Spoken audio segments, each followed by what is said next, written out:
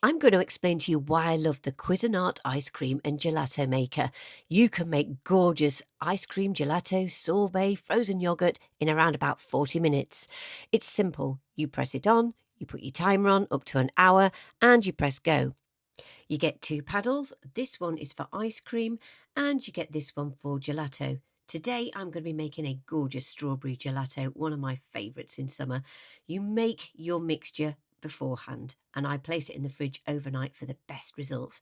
But it simply is a case of then popping the lid on, pressing go, and you have it in next to no time.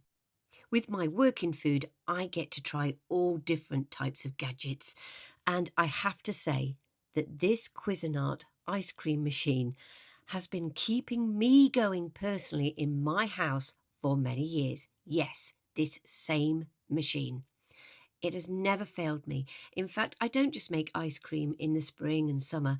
I also get lots of requests from family and friends to make it at Christmas time. You know, when you're having those lovely puddings and things, ice cream, gelato, it's a lovely addition. So it's strong, it's sturdy, it's reliable, it's definitely stood the test of time, but it also gives excellent results. I cannot rate it highly enough.